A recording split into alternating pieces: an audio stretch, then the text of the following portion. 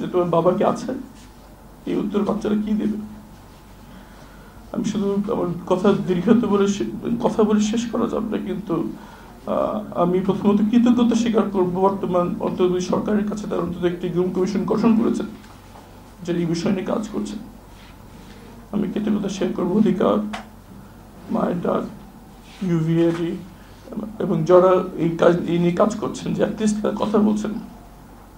কিন্তু আপনারা আমাকে ডেকেছেন কথা বলার জন্য, কিন্তু অসংখ্য পরিবার যাদেরকে কেউ ডাকারও কেউ নাই, কেমন চলছে তা? একমাত্র পর্যবেক্ষণ ব্যক্তি নিখোঁজ, একমাত্র যাদের পরিবারের যে অবস্থা, অনেক পরিবার আছে যাদের এই ন্যূনতম মাসিক ব্যয় ভার বহন করার কেউ নাই। আমাকে দেখছেন, অন্তত আমি একজন আইনজীবী, কোর্টে আইন পেশা করতে পারছি, তাদের কি অবস্থা? কেউ কি দিচ্ছে? কেউ কি খবর নিচ্ছে? তারা যে বাসায় আছে সেই বাসা ভাড়া কি তারা দিতে পারছে? স্কুলের বেতন কি তারা দিতে পারছে? কে খোঁজ নেবে?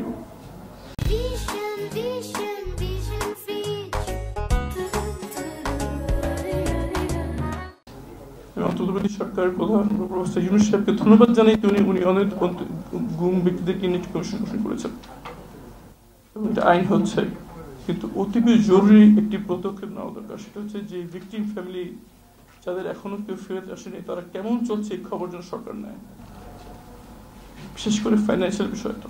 আমার বাসার উপর ছাদ আছে, কিন্তু অনেকের এটা নাই।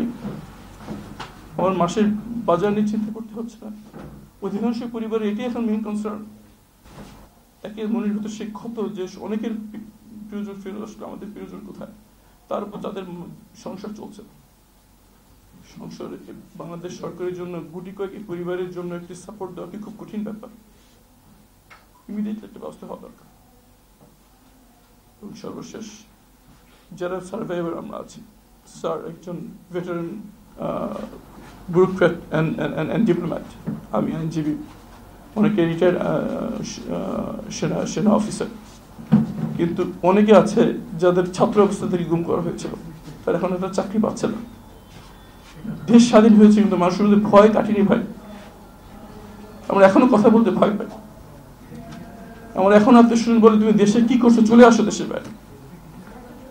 আমি এখানে জীবনের ঝুঁকি নিয়ে এসে কথা বলছি, জানি আমাদের এই কথায় অনেক যারা এখন সাসপেক্ট আছেন তারা অনেকে ক্ষুব্ধ হচ্ছেন আমাদের এই কথায়, কিন্তু অনেকে তো এই সাহসটা পাচ্ছে না। ভীতির পরিবেশ এখনো বিদ্যমান এবং কিছু অংশে বেশি। প্রথমত আমার কথার আজকের মূল বক্তব্য হচ্ছে যাদের এখনো পরিবার ফেরত আসে নাই, যেটা অলরেডি এসছে, যে তাদের একটা সার্টেনিটি দেওয়া, তাদের কি হয়েছে যতটুকু সম্ভব সুনিশ্চিত হবে।